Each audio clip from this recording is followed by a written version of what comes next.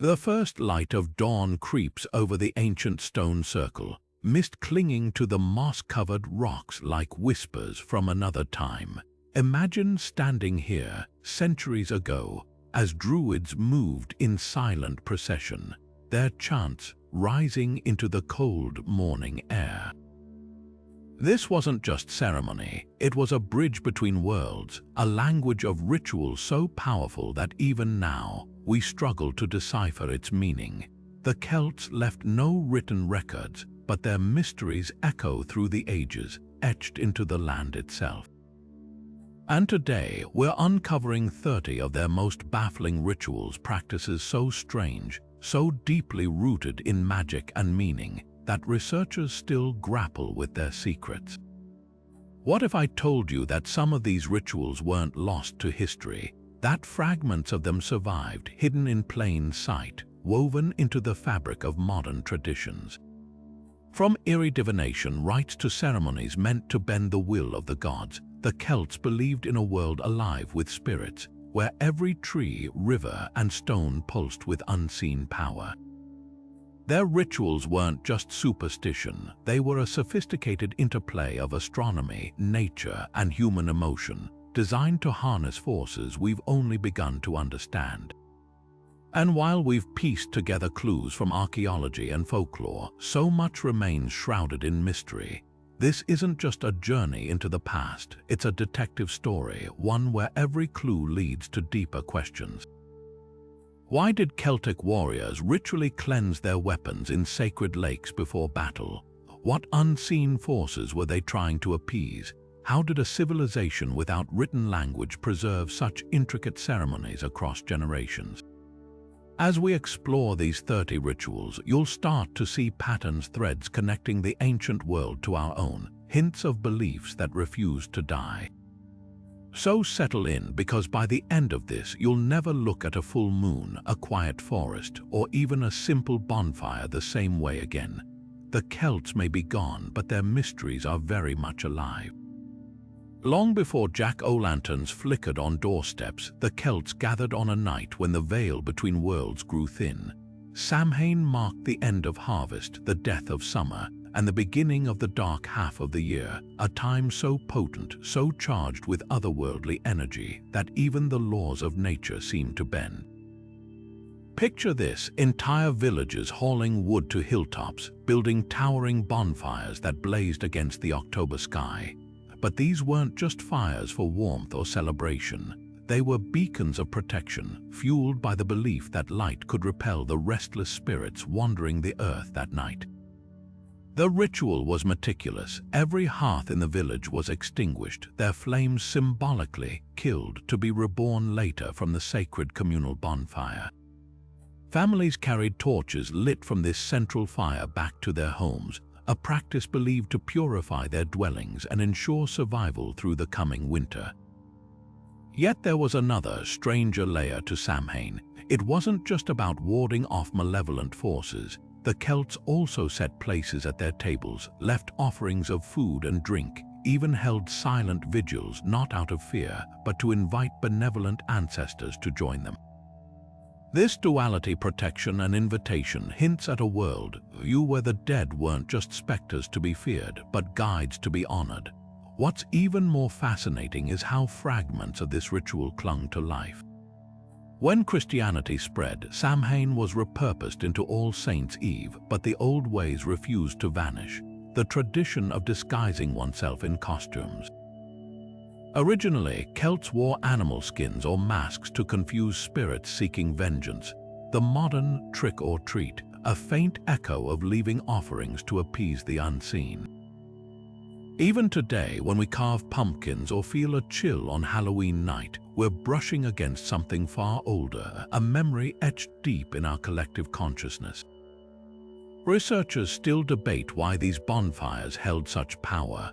Were they symbolic, a form of sympathetic magic, or did the Celts truly believe in their bones that fire could rewrite the rules of reality itself? The answers might lie buried in the ashes of those ancient flames. Julius Caesar's chilling account of the Wicker Man sacrifice reads like something from a nightmare, a towering effigy woven from branches, its hollow belly packed with living creatures, set ablaze against the twilight sky as the Celts watched. The Roman general described this ritual with a mix of fascination and horror, claiming the Celts believed the fiery sacrifice would please their gods, ensuring victory in battle or a bountiful harvest. But here's the twist: Caesar had every reason to exaggerate. His writings were as much propaganda as history, painting the Celts as barbarians to justify Rome's brutal conquests. So did the Wicker Man truly exist, or was it a monstrous fabrication? Archaeologists still wrestle with this question. No physical evidence of these giant structures has ever been found, but that doesn't necessarily mean they never burned. The Celts practiced symbolic destruction, offering precious weapons, cauldrons, and even chariots to lakes and bogs as gifts to the gods. A wicker colossus consumed by flames would fit this pattern of ritual surrender, a way to bargain with forces beyond human control. Some scholars argue the sacrifice wasn't about cruelty but balance, giving life to sustain life, a desperate plea to the land itself. Others suggest it was reserved for extreme moments, drought, famine, or the eve of a war that could wipe out a tribe. The most haunting debate isn't whether the Wicker Man burned, it's what burned inside. Caesar insists humans were among the offerings, but Celtic law placed an extraordinarily high value on human life, requiring elaborate compensation for even accidental deaths. Could they have willingly condemned their own? It's possible prisoners of war or criminals were used, mirroring rituals in other ancient cultures. Or perhaps Caesar's claim was pure sensationalism, a way to shock his Roman audience. What's undeniable is the ritual's enduring grip on our imagination. Centuries later, this eerie practice inspired films, festivals, and even protests, proof that some myths, true or not, never really die. The Wicker Man's flames may have faded, but its shadow still flickers in the space between history and legend. Among all the Celtic rituals, none unsettles modern minds quite like their reverence for severed heads. The Romans recoiled in horror when they described Celtic warriors hanging enemy heads from their saddles, displaying them outside temples, even preserving them in cedar oil as prized possessions. But this wasn't mere barbarism, it was a spiritual obsession woven into their belief that the head housed the soul's essence. A single skull could be a trophy, a sacred relic, and a conduit to the divine all at once. Take the sanctuary of Entremont in southern France, where stone pillars were carved with niches to hold real human heads. Archaeologists found decapitated skulls there, some with nails still embedded, proof they were once mounted for display. Yet these weren't just battle mementos, many showed signs of careful curation kept for generations. The Celts believed a severed head retained its owner's power, whether that was a warrior's courage, a king's wisdom, or even an enemy's stolen strength. That's why Celtic heroes like Cruachan were said to collect heads in myth, and why chieftains drank from ceremonial skull cups to absorb the vitality of the fallen. Recent excavations in England added another layer to the mystery. At a site in Yorkshire, researchers unearthed a mass grave with over 40 decapitated bodies. The skulls were arranged in strange patterns, some stacked, others placed between the legs, suggesting ritualistic intent. Isotope analysis revealed these weren't locals but outsiders, possibly captured in raids. Were they offerings, a warning, or part of a forgotten funerary rite? The most chilling detail: several skulls bore traces of smooth, polished edges, hinting they were handled frequently, perhaps even carried as talismans long after death. The line between reverence and terror blurs here. Greek historian Diodorus Siculus wrote that Celts would refuse to sell a noble foe's head for its weight in gold, so precious was its spiritual cash. Yet this same culture produced exquisite metalwork, like the silver cauldron from Gundestrup, adorned with gods holding severed heads like lanterns, symbols of illumination, not horror. Maybe that's the key to the Celts. A head wasn't just a body part. It was a battery of power, a library of memory, a flickering candle between worlds. And that's why, centuries later, their head cult still haunts us, not for its brutality, but for the unsettling possibility that they understood something about life, death, and the soul that we've yet to unravel. Every spring, as the first blush of warmth touched the land, Celtic villages erupted into a spectacle of fire and motion. Beltane marked the beginning of the pastoral season, a time when survival hinged on the health of their herds. But this wasn't just about moving cattle to fresh grazing grounds. The Celts believed that invisible forces clung to their animals like shadows, and the only way to cleanse them was with flames. Picture the scene: two massive bonfires roaring in the twilight, their heat rippling the air, while villagers guided panicked livestock through the narrow gap between them. The animals lowed and stamped, their hides singed by the heat, their nostrils filled with the sharp scent of burning juniper and oak. To modern eyes, it might look like cruelty, but to the Celts, this was sacred medicine, a ritual so vital that skipping it could doom an entire community to hunger. Why fire? Some researchers point to the sun's growing strength in spring, the bonfires acting as earthly echoes of celestial power, coaxing life back into the land. Others argue it was practical. The heat killed parasites and the smoke repelled insects, making the ritual as much about animal husbandry as spirituality. But then there are the strange details that defy easy explanation. In some regions, cattle were driven over ashes that contained charms, buried crystals, carved bones, or even fragments of weapons. And not all animals received the same treatment. The choicest cows, the ones destined for breeding, sometimes had their tails singed directly in the flames, a practice so specific it hints at deeper layers of meaning. Were they marking the animals as offerings, charging them with solar energy, or perhaps weaving an invisible shield around them for the coming year? The debate grows hotter when you consider regional variations.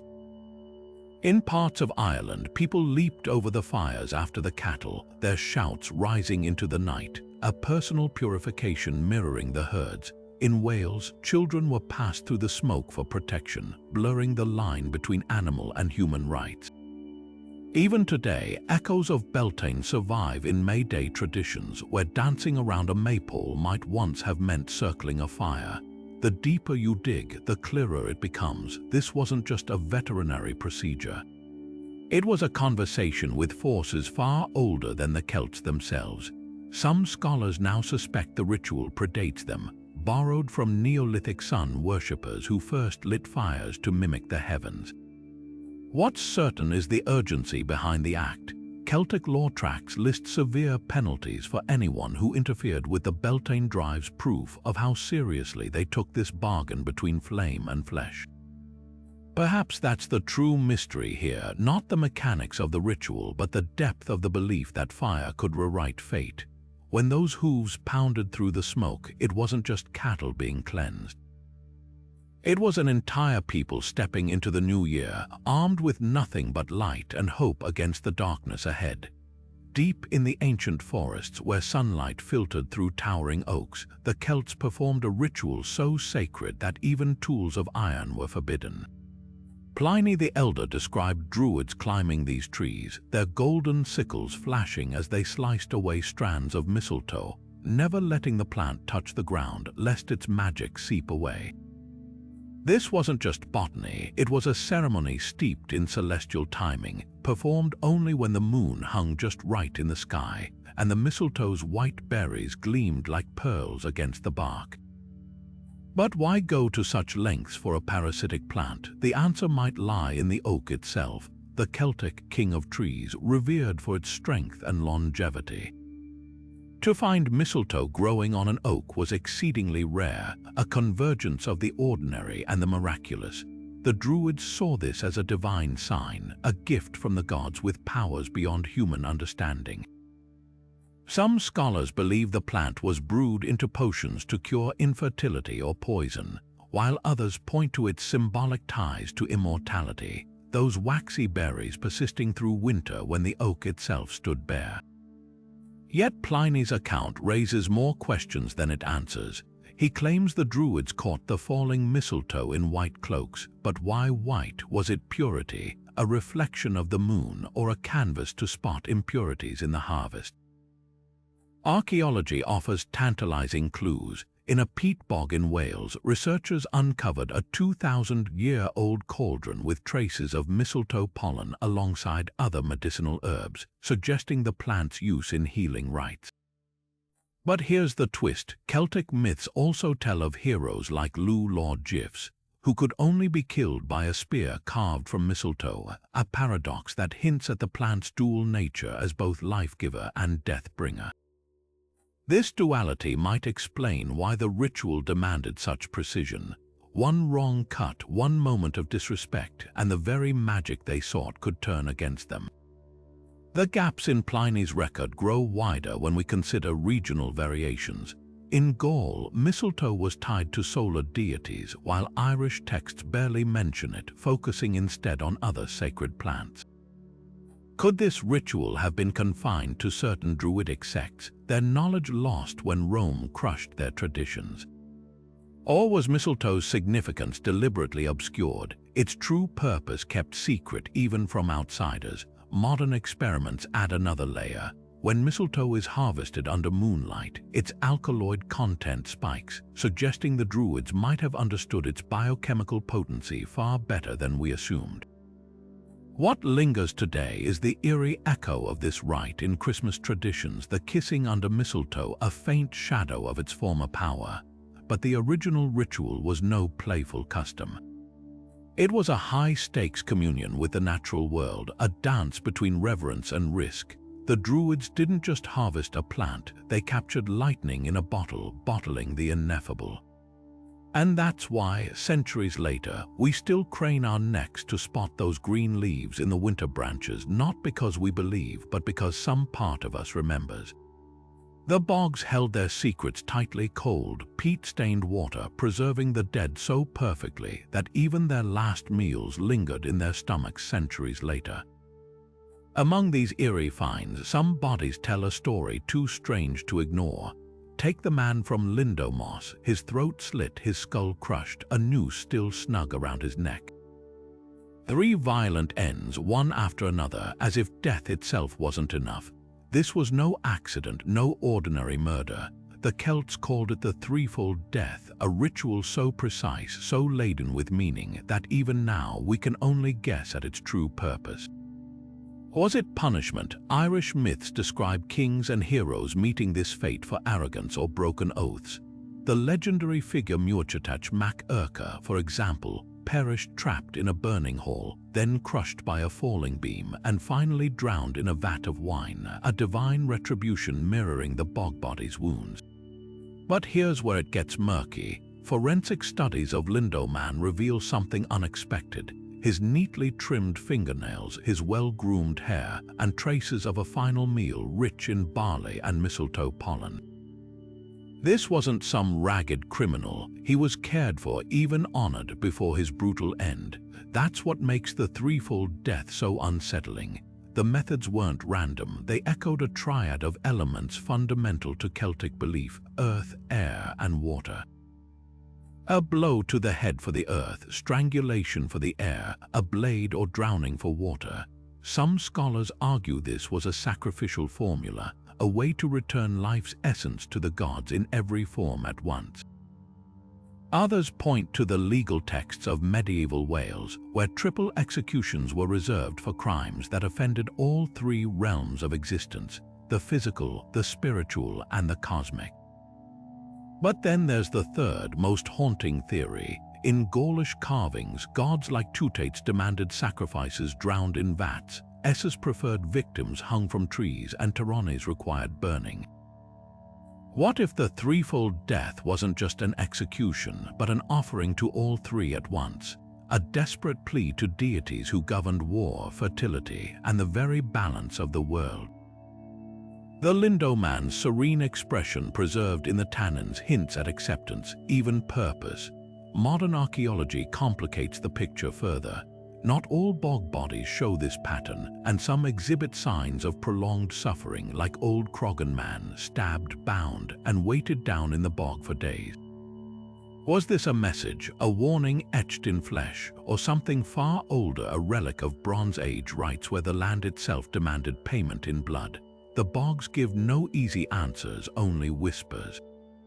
And perhaps that's the point. In a world where the boundary between life and death was thin as mist, maybe the Celts believed some souls needed 3 doors to pass through, each death a key, each wound a prayer.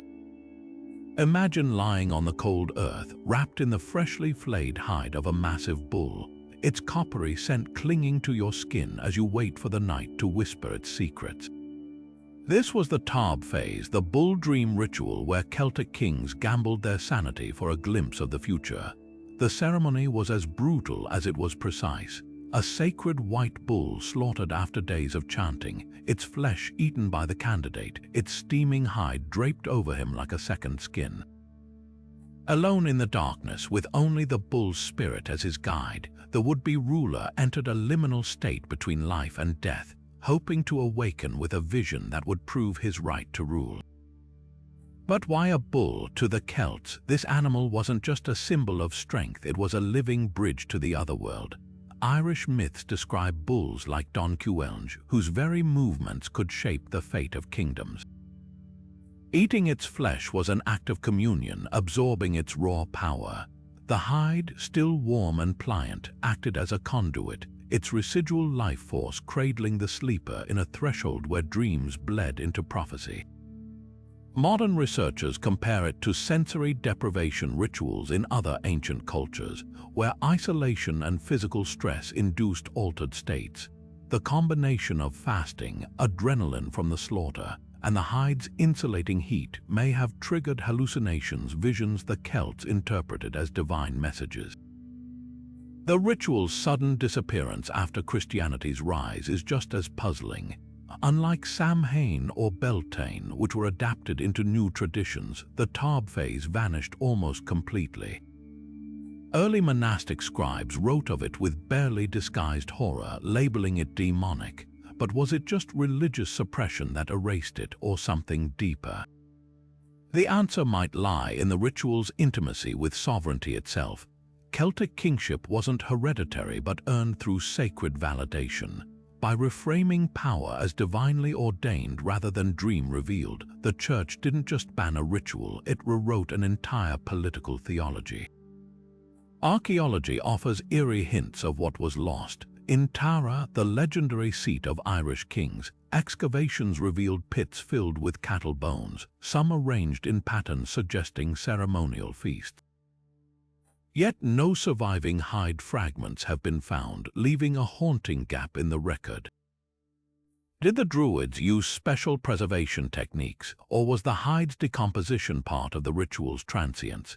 Even more compelling are parallels in Siberian shamanism, where animal skins were used for spirit journeys, suggesting this practice tapped into a universal human instinct to seek truth in the raw, untamed edges of existence. What lingers today are faint echoes, the phrase "bull session" for late-night discussions, or the persistent link between leaders and animal symbolism in heraldry. But the Tarb phase was more than metaphor. It was a visceral pact between man and beast, ruler and cosmos, a reminder that power for the Celts wasn't taken. It was dreamed into being, one blood-stained vision at a time. Beneath the steaming waters of Bath's ancient springs, corroded lead tablets whisper secrets of vengeance and desperation. These cursed tablets, some no larger than a coin, were folded, violently crushed by fingers trembling with fury or fear before being hurled into the scalding depths. To the Celts, these waters weren't just hot, they were sacred, a direct line to Sulis, their goddess of healing and retribution. But here's the paradox: why offer curses at a place of healing? Because to the Celts, justice and restoration were two sides of the same blade. If someone stole your cloak or cheated you in trade, you didn't just want compensation, you wanted their very body to ache with divine punishment. The tablets themselves are linguistic puzzles, written in a mix of Latin and Celtic, with letters sometimes inverted or crammed into corners. They suggest a culture straddling two worlds. One tablet curses a thief with poetic precision. "May he who stole my gloves drown in his own blood, his eyes cloud like these waters."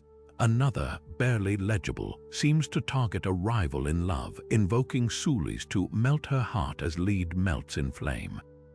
But the most chilling are the minimalist ones, just names like Docilinus scratched over and over, as if the act of writing itself was a kind of spell. Linguists hit walls with these. Some words appear nowhere else in Celtic or Latin texts, possibly secret Druidic codes or regional slang lost to time. Archaeologists made a grim discovery when they noticed many tablets were pierced with nails. This wasn't just practicality, it mirrored a widespread magical belief that piercing an object sympathetically pierced the person it represented. Yet the real mystery lies in who used these curses.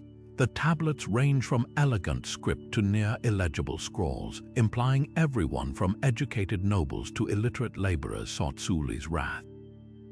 Was this an egalitarian justice system where even the powerless could demand cosmic payback, or a last resort for those excluded from Roman courts? Modern experiments add eerie layers. When linguists tried reading the curses aloud, they noticed the lead's softness made words deform over time, as if the curses were meant to decay, their power seeping into the water like poison. Even stranger, some tablets mention the one who knows, possibly a druid or scribe hired to amplify the spell. This wasn't just superstition, it was a ritual industry, a shadow economy of divine vengeance. Today, as tourists toss coins into Bath Springs for luck, they're unwittingly echoing a practice far darker, where wishes weren't for fortune but for ruin. At the heart of Ireland's ancient royal complex, where the wind still hums through the ruins of Tara, a chilling legend clings to the landscape. The High Kings of the Celts supposedly began their rule with a blood-soaked spectacle, a sacred white mare ritually slaughtered, her flesh boiled in a cauldron, and the would-be king bathing in the broth before consuming it. To modern sensibilities, it reads like grotesque theater, but to the Celts, this wasn't just ceremony. It was a terrifying act of transformation, where a man became something more by merging with the spirit of the land itself. Historical accounts of this ritual are frustratingly sparse.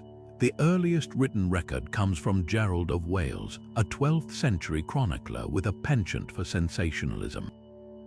He described the rite in lurid detail, painting it as barbaric mumbo-jumbo. But here's the catch: Gerald was a Norman outsider, writing centuries after pagan rule had ended, with every incentive to portray the Irish as savages.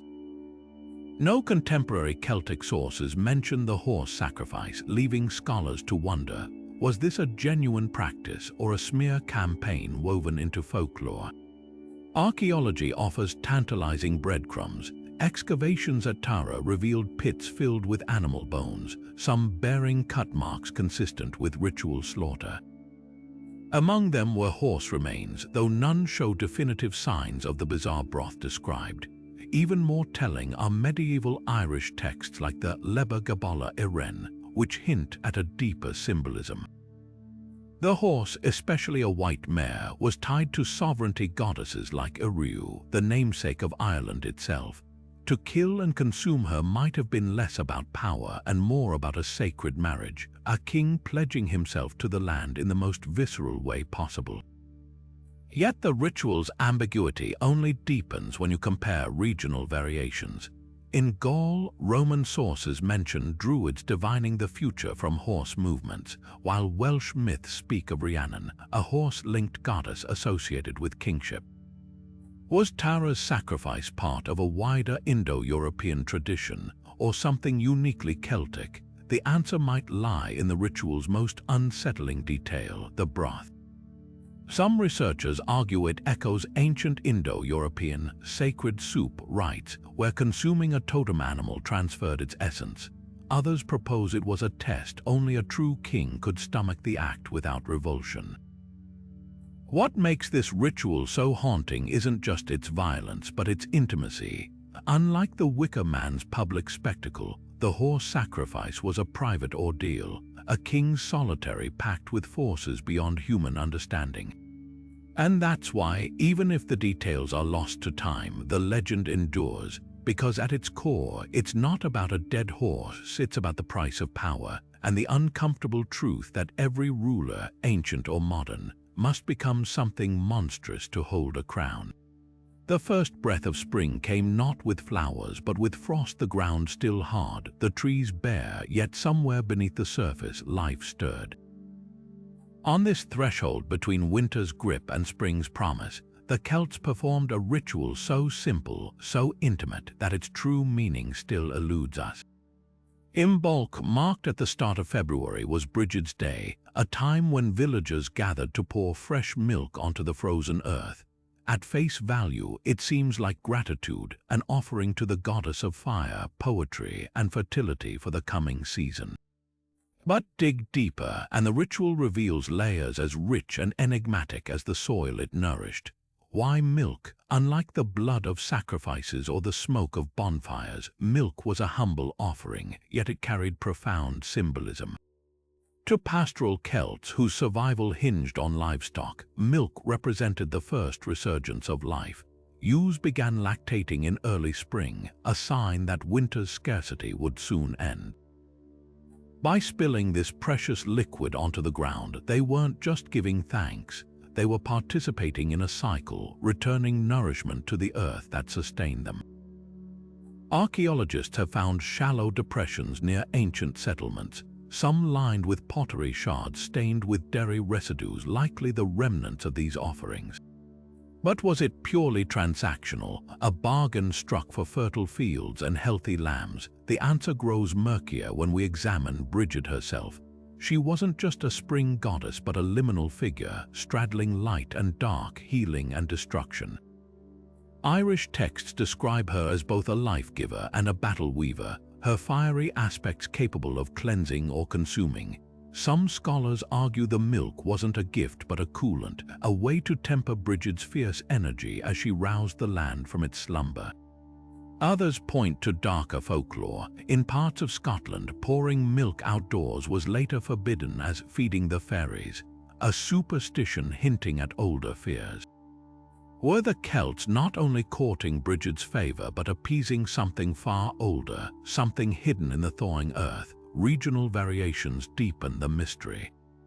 In Wales, Imbolc offerings sometimes included butter or cheese, foods that required human transformation of milk, a metaphor for the goddess's alchemy.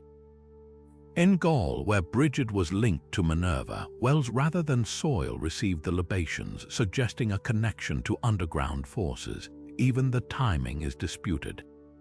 Some Celtic calendars aligned Imbolc with the first visible lambing, while others fixed it by the stars, a celestial nod to Brigid's role as a sky goddess. What's most striking is how this ritual resisted eradication. When Christianity absorbed Brigid into Saint Brigid, the milk offerings continued, repurposed as Brigid's bowls, left on doorsteps for her blessing. Modern dairy festivals in Ireland still echo the practice, though few remember its origins. Perhaps that's the true lesson of Imbolc. Sometimes the smallest rituals hold the deepest roots. The Celts understood that survival wasn't just about grand gestures, but the quiet, persistent acts of communion between people, land, and the unseen forces that moved between them. And when we pour milk into our tea today, unaware of the old magic in that simple white swirl, we're still part of that ancient conversation. Deep beneath the rolling hills of County Roscommon, a gaping mouth in the earth yawns open, the Cave of Cruachan, known in legends as Ireland's very doorstep to the otherworld. To the Celts, this wasn't just a geological oddity, it was a sacred threshold, a place where the veil between realms grew thin enough to slip through. Archaeologists have unearthed staggering deposits of animal bones, bulls, horses, even dogs piled alongside shattered weapons and ornate cauldrons, all deliberately placed in the cave's darkest recesses. But here's the chilling question. Were these objects left as offerings to the gods, or were they part of something far more ambitious, an attempt to pry open the door to the unseen? The timing of these rituals adds another layer of mystery. Many bones show signs of being deposited during Samhain, when the Celts believed the otherworld was closest. And it wasn't haphazard. Certain animals were placed with precision. Bull skulls faced east toward the rising sun, while swords were bent or broken, a widespread Celtic practice symbolizing the death of an object, releasing its spirit to serve as a gift. Yet some artifacts defy explanation. A cache of raven bones found near the entrance mirrors myths of Morrigan, the shape-shifting goddess who often took the form of this carrion bird. Were the Celts trying to summon her, or were the ravens themselves messengers carrying pleas to the otherworld? Modern paranormal investigators have only deepened the enigma. Visitors report erratic temperature drops, whispers in Old Irish, and even fleeting glimpses of shadowy figures near the cave's mouth. In 2011, a team with electromagnetic sensors claimed their devices spiked near the same spots where ancient offerings were concentrated. Skeptics dismiss this as coincidence, but locals tell older stories of farmers who vanished after venturing too close, or of eerie lights seen drifting into the hills on foggy nights. The most compelling theory comes from comparative archaeology. Similar portal caves exist across the Celtic world, from Brittany to Wales, often aligned with solstice sunrises. But Cruachan stands apart. Unlike other sites where offerings seem purely devotional, the sheer volume of broken weapons suggests something more transactional, a desperate negotiation with whatever lay beyond. Perhaps the Celts weren't just worshipping, they were bargaining, trading earthly treasures for divine favors, or even seeking to harness the otherworld's power. What lingers today isn't just the cold silence of the cave, but the unsettling possibility that the Celts succeeded, that somewhere in those shadows a door remains slightly ajar, waiting for the right ritual, the right whisper to swing wide once more. In the swirling currents of the River Boyne, where sunlight danced on the water like scattered coins, the Celts believed a single salmon held all the wisdom of the world. This wasn't just any fish, it was the salmon of knowledge, a creature so ancient it had nibbled the hazelnuts of prophecy from the roots of the sacred trees. According to legend, whoever tasted its flesh would inherit its vast insight. But here's where the story takes a strange turn. The hero Fionn mac Cumhaill accidentally burns his thumb while cooking the salmon and instinctively sucks it, absorbing the wisdom meant for his mentor. On the surface, it's a fable about accidental fortune, yet archaeologists have uncovered something startling: piles of salmon bones at ritual sites, meticulously cleaned and arranged, some charred as if cooked with deliberate care. Was this myth more than a bedtime story? Was it a blueprint for a real ritual? The connection between fish and wisdom might seem bizarre at first, but the Celts saw rivers as living libraries. To them, water wasn't just a resource, it was a flowing archive carrying secrets from the mountains to the sea. Salmon, with their miraculous ability to return to their birthplace against all odds, embodied persistence and cyclical knowledge. In Welsh lore, the salmon was the oldest animal, the keeper of memory. So when Celts gathered for a ceremonial feast, eating salmon wasn't just about nourishment. It was an act of communion, a way to ingest the river's silent teachings. The bones tell the tale. At Loughcrew in Ireland, excavators found salmon vertebrae placed in circular patterns, mirroring the ripples of water, a clear sign these remains weren't just dinner scraps. They were offerings, or perhaps attempts to mirror the salmon's journey in death. But why focus on the head and thumb, as the myth suggests? Recent analysis of the bones reveals a curious pattern. At certain sites, skull fragments outnumber other remains, while at others, small bones, like those from fins, are carved with intricate spirals. Some researchers propose these were teaching tools used by Druids to illustrate the salmon's symbolism. Others go further, suggesting the head and thumb held special significance because they were the parts that touched knowledge first. The head through the eaten hazelnuts, the thumb through Fionn's burn. Could the ritual have involved participants touching these bones to their foreheads or hands, mimicking Fionn's accidental enlightenment? the ritual's timing adds another layer. Many salmon bone deposits cluster around the winter solstice when the sun's rebirth mirrored the salmon's return. This wasn't coincidence. The Celts revered liminal moments, dawn, dusk, the turning of seasons, as thresholds where ordinary rules dissolved. Eating the salmon at solstice might have been a way to tap into that fleeting power, to absorb wisdom when the veil was thin. Modern science lends eerie support. Salmon are rich in omega-3 fatty acids, nutrients now known to boost cognitive function. Did the Celts stumble onto a biological truth, or was their ritual intuition deeper than we've guessed? What lingers today isn't just the legend, but the unsettling question it poses. In an age of search engines and AI, we've outsourced memory to machines. The Celts, though, believed wisdom lived in the flesh of the world, in the glide of a fish, the rustle of leaves, the pulse of a river. Their rituals weren't about dominating nature but listening to it, literally consuming its lessons. When we reel in a salmon now, we see food. They saw a teacher. And somewhere in those riverbed bones, that distinction still whispers. Buried in a French field for centuries, the Coligny calendar emerged from the earth not as a simple timekeeper, but as a cryptic bronze puzzle. This shattered tablet, reassembled from nearly 200 fragments, reveals a celestial blueprint so complex that modern researchers still wrestle with its secrets. At first glance, the calendar's meticulous etchings resemble mere lunar cycles, but look closer and you'll notice something astonishing. The Celts didn't just track time. They bent it to their will, weaving moon phases into the very fabric of their rituals, from sowing seeds to drawing swords. Each month on the calendar divides into two halves, marked Mat for lucky days and Annam for unlucky, a rhythm dictated by the moon's waxing and waning.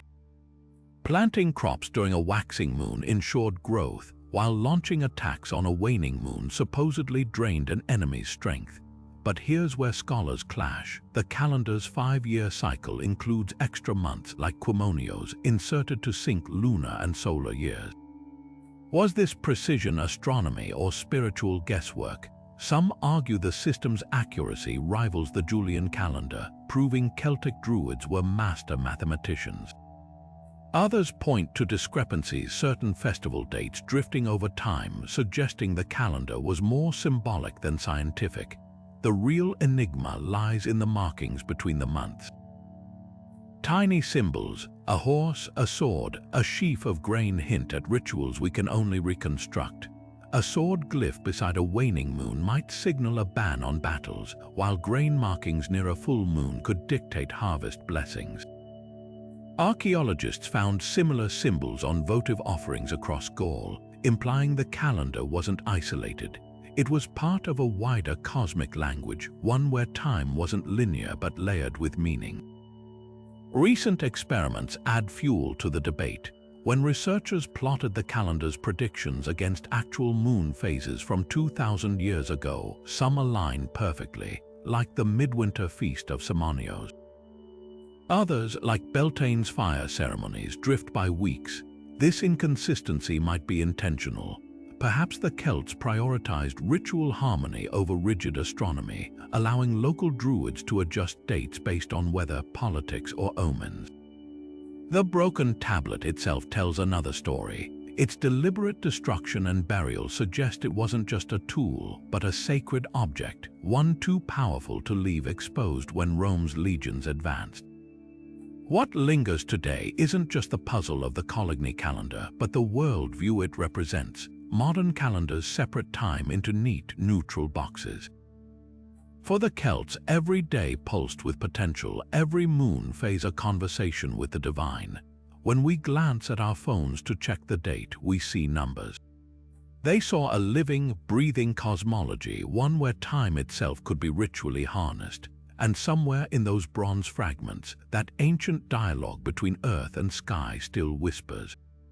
Off the storm-lashed coasts of Ireland, where the waves gnaw at the cliffs like hungry teeth, the Celts whispered of the Fomorians, grotesque sea demons with one eye, one arm, and a hunger that could swallow whole villages.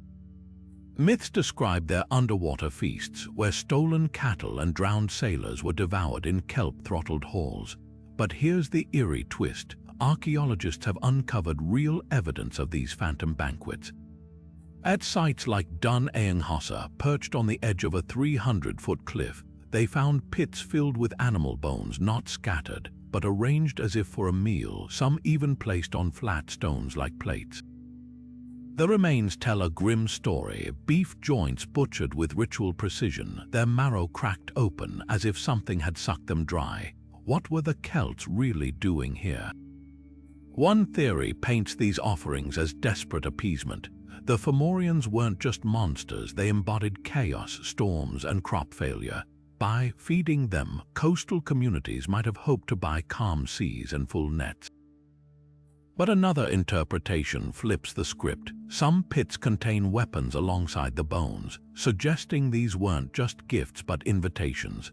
Irish folklore speaks of heroes like Lug infiltrating Fomorian feasts to steal their power. Could these rituals have been attempts to lure the demons close enough to capture their strength?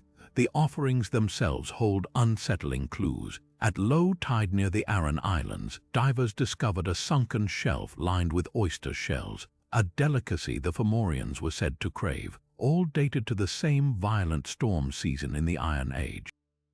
Even stranger, some shells were charred, though underwater fires were impossible. Researchers now suspect the Celts burned the offerings first, believing smoke carried prayers or threats faster to the depths. Modern experiments reveal something uncanny. When seawater hits scorched shells, they emit a low, moaning sound. Was this the point, to make the ocean itself cry out to its masters? The ritual's timing deepens the mystery. Most deposits cluster around the winter solstice, when gales were fiercest and nights longest, the time of thin seas, as one medieval text calls it. But at Carnoustie in Scotland, excavations revealed summer sacrifices, coinciding with the rare, red-tide algal blooms that turned the ocean blood red. To the Celts, this wasn't just ecology, it was a Fomorian curse. Their response, burying whole pots of fermented fish, a stinking countergift meant to overwhelm the demon's senses. Legends and archaeology collide in one chilling detail. Many offering pits lack animal skulls. Irish myths claim the Fomorians prized heads above all, slurping the brains to steal knowledge. If true, these missing skulls weren't oversight, they were the point. The Celts might have believed they were bargaining with the monster's own currency, intelligence for survival. Today, when fishermen still mutter about hungry waves or toss the first catch back as tithe, they're echoing a pact made millennia ago, one where the line between sacrifice and sorcery was as fluid as the sea itself. In the flickering torchlight of a sacred grove, a figure draped in wolfskin begins to chant, not in words, but in guttural growls that ripple through the gathered crowd. Slowly, the sounds shift, twisting into something between human and beast, until the air itself seems to vibrate with the presence of another creature. Roman historians like Pliny the Elder dismissed these rituals as primitive trickery, but Celtic myths tell a different story. They speak of Druids who didn't just imitate animals, they became them, borrowing the eagle's sight to scout battlefields or the stag's speed to outrun death itself. So what really happened in these shape-shifting rites? Was it elaborate performance, altered states of consciousness, or a lost practice we've yet to comprehend? The archaeological record offers tantalizing fragments. In a cave in southern France, researchers discovered a stash of animal skulls, wolves, bears, ravens, each meticulously hollowed out, their eye sockets widened with careful cuts. Where patterns suggest they weren't just trophies but wearable masks, some lined with traces of herbs like henbane and belladonna. Laboratory tests revealed these plants contain potent alkaloids capable of inducing vivid hallucinations. Combine that with rhythmic drumming, the heat of a ritual fire, and the psychological weight of expectation, and the stage was set for a profound sensory illusion. Participants might truly have believed they'd shed their human forms, if only for a moment. Yet the rituals weren't just about individual transformation. Irish legends describe entire warrior bands, the Fianna donning deer hides to move unseen through forests, their footfalls silenced by more than mere disguise. This hints at a deeper communal magic, the belief that collective belief could reshape reality. Modern anthropology finds parallels in Siberian shamanism, where entire tribes report seeing their spiritual leaders physically morph during ceremonies. The key difference: Celtic shape-shifting often served practical purposes, tracking prey, healing the sick, or communing with ancestral spirits. A druid, becoming a salmon, might dive into a river to negotiate with water deities, while one taking a raven's form could scout enemy camps unseen. The most compelling evidence comes from an unexpected source: linguistics. Old Irish has no single word for mask. Instead, texts use terms like crob derg, red branch for a stag disguise, or itach altar, wild dress for wolf pelts. These weren't costumes but vessels, tools to channel an animal's essence. Even the act of naming held power. Speaking a creature's true name during the ritual was forbidden, as if words could trap the borrowed spirit. What lingers today are eerie echoes. In Wales' Mary Elwyd tradition, revelers still parade with a horse skull that speaks, its jaws clacking in rhymes. In Scotland, the Tarrantay feast involves wearing feathers to think like a bird. These fragments suggest the Druid shape shifting wasn't just superstition. It was a sophisticated interplay of pharmacology, psychology, and group intention. When a wolf-masked Druid howled into the night, the real magic wasn't in the pelt. It was in the moment when every listener, including the wearer, forgot the human beneath. The sun blazed overhead as crowds gathered on the emerald hills of Tara, their voices rising in cheers and chants, not for a victory but for a death. Lugna Sad, the funeral games for the god Lug, was no somber affair.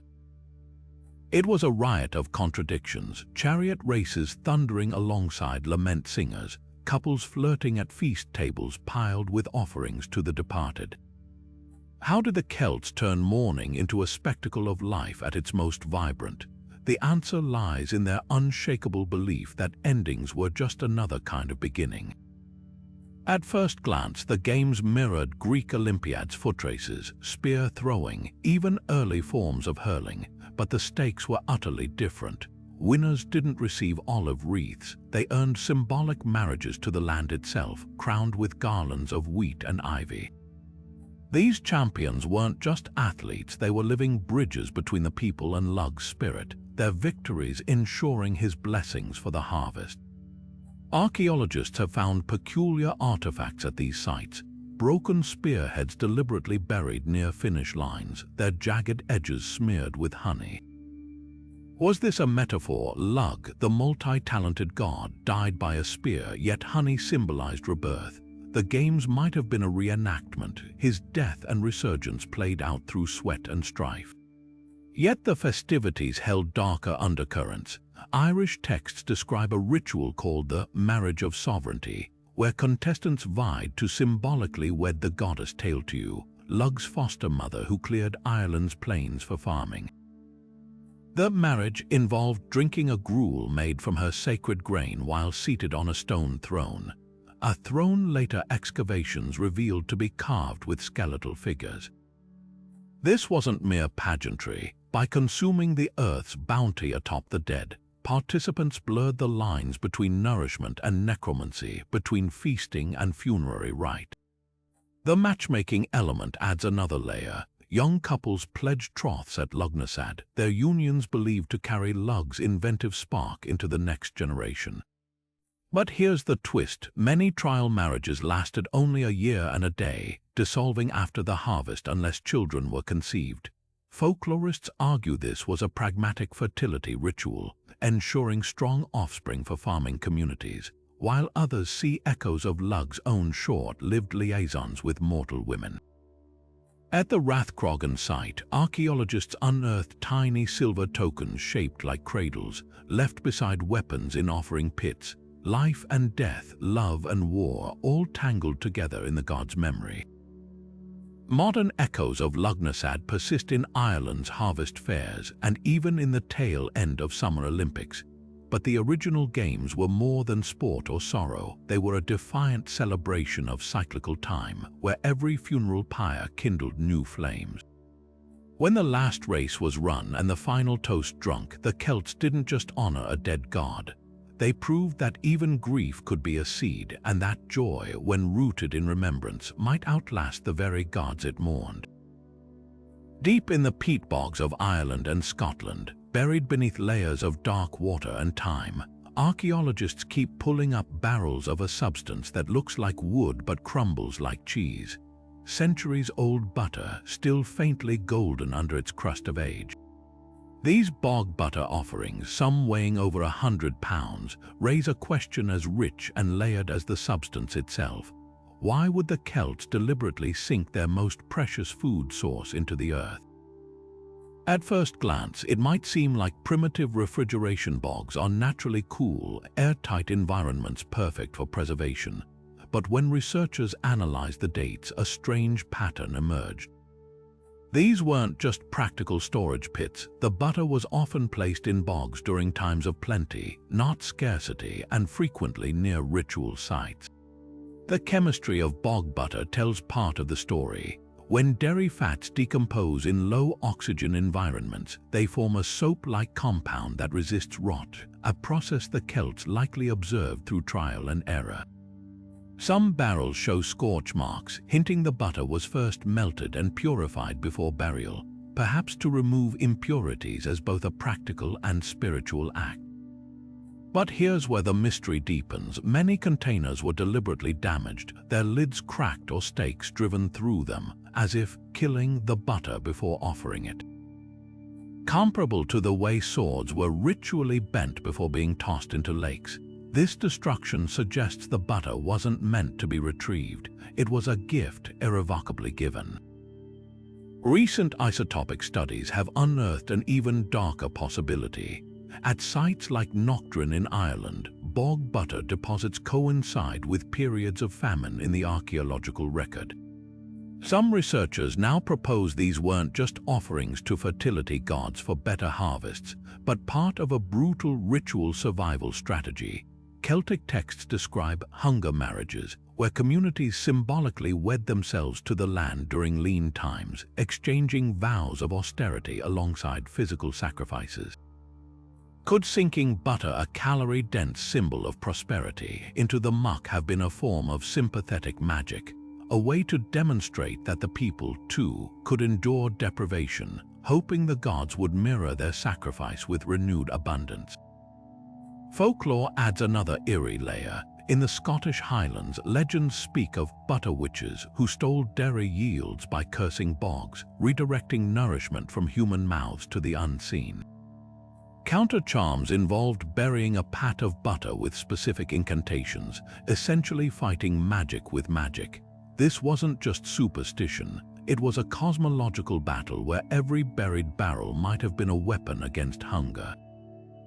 Yet the most poignant clues come from the bogs themselves. Some vessels were placed at boundaries between tribes, suggesting the butter served as territorial offerings or peace pledges.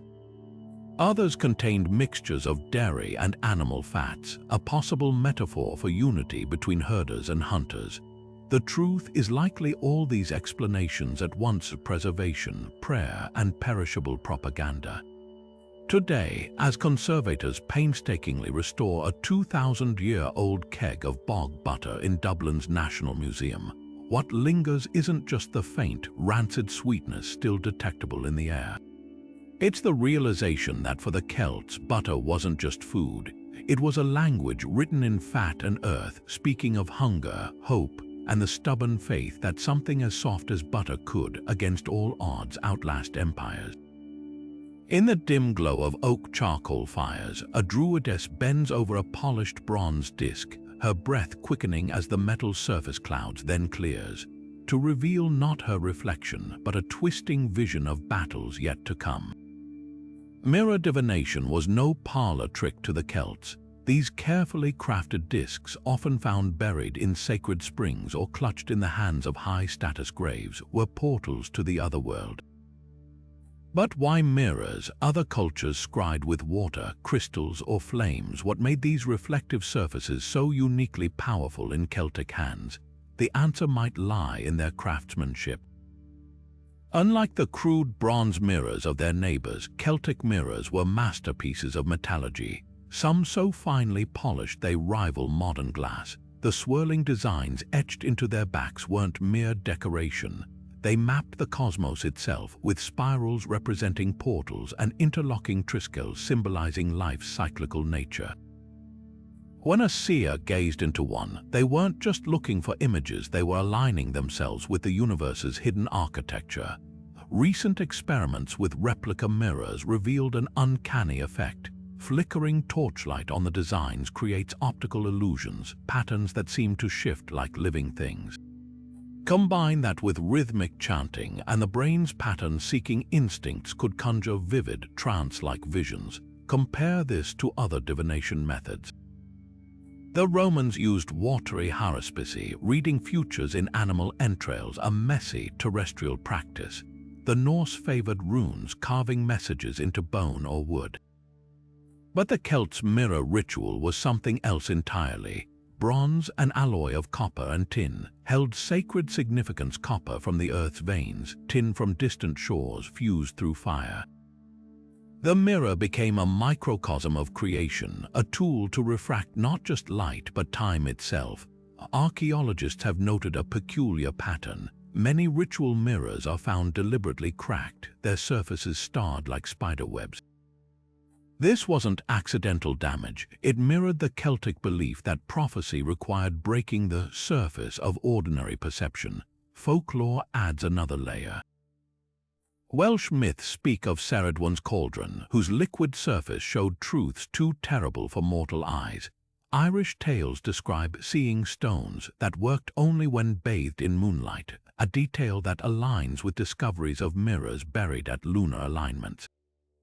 Even the act of scrying had rules. Texts suggest only women could perform mirror divination, and only during the thin times at dusk or dawn. Gender roles in Celtic spirituality were fluid, but this practice was strictly gendered, perhaps because water, the mirror's symbolic cousin, was tied to feminine deities like Sulis or Bone. The most haunting evidence comes from a marsh in East Anglia, where a mirror was found placed atop a woven reed platform as if floating beside the skeleton of a young woman. Her bones showed no trauma, but her teeth contained traces of mistletoe alkaloids. Was she a seer who overdosed to enhance visions, or a sacrifice, her last sight her own reflection dissolving into prophecy? Modern psychonauts report similar effects using entheogens, the merging of self and vision, observer and observed. What lingers isn't just the mystery of how these mirrors worked, but why they resonate today. Every time we glance into a screen, another polished surface promising connection to unseen realms, we're unknowingly echoing the Druids. Their mirrors weren't just tools. They were questions cast in metal. What if reality is just the first reflection? And what waits beyond the glass? The oaks stood silent witness as the first offerings were tied to their branches. A scrap of cloth here, a carved figurine there, swaying gently in the breeze like strange fruit. These sacred groves weren't just places of worship to the Celts. They were living temples where every rustling leaf carried a message from the gods. Roman accounts describe these sites with a mix of awe and revulsion, particularly the practice of hanging sacrifices from the trees. But what looked like barbaric clutter to outsiders held profound meaning for those who understood the language of bark and branch. Environmental archaeology paints a vivid picture. At a site in Dorset, researchers found pollen samples showing deliberate clearance around certain trees, not for farming, but to create solitary oracle oaks where rituals could unfold undisturbed. The soil beneath these trees tells its own story. Layers of ash, burnt bone, and metal fragments, but also something unexpected: hundreds of tiny woven baskets, some no larger than a thimble. These spirit cups, as scholars call them, held offerings too small to see with the naked eye: crushed herbs, drops of blood, even single grains of wheat. The Celts weren't just leaving gifts for the gods, they were engaging in a meticulous exchange where scale mattered less than intent. The backlash from Rome wasn't merely political, it was ecological. Caesar's troops famously razed sacred groves, not just to demoralize the Celts, but because the practice violated Roman notions of orderly worship. To the empire, temples were built with hands, not grown from dirt. But the Celts saw divinity differently. Their groves were portals where roots reached into the other world and branches scraped the heavens. Hanging an offering wasn't just deposition, it was activation, a way to energize the tree's natural conduit between worlds. Some sacrifices defy easy explanation. In a Welsh peat bog, archaeologists uncovered a yew tree stump with 37 iron spearheads wedged into its rings, each added over generations like a gruesome time capsule. The oldest weapons showed advanced corrosion, but the newest still gleamed, suggesting the ritual persisted even as Rome's shadow loomed. Was this defiance? Or something deeper? Dendrochronology reveals the spears were added during droughts, hinting at desperate pleas for rain. The grove's destruction might explain their eerie afterlife in folklore. Irish myths speak of hungry trees that remember old wrongs, while Scottish ballads warn against cutting certain woods lest you wake what sleeps. Even today, the remnants of these practices linger: ribbons tied to wishing trees, coins pressed into bark. We've forgotten the original prayers, but the instinct remains. When faced with forces beyond control, we still reach for the nearest branch, hoping something somewhere is listening.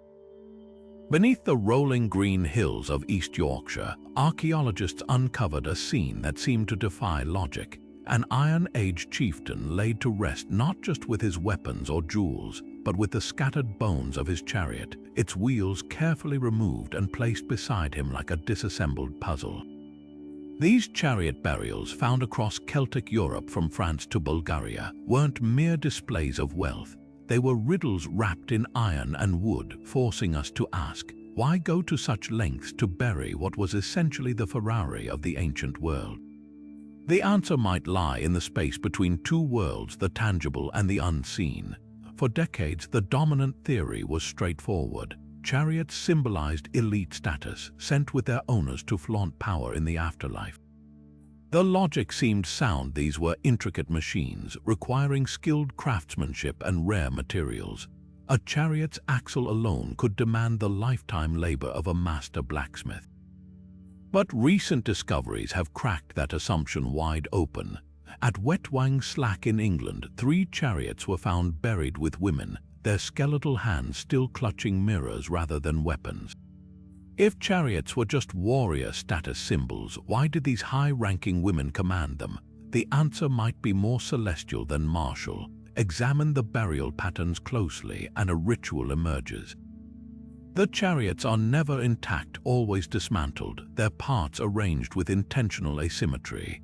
One wheel might lean against the burial chamber's wall, the other laid flat like a solar disk. The yoke often rests near the feet, as if ready to hitch spectral horses. This wasn't haphazard, it was choreography.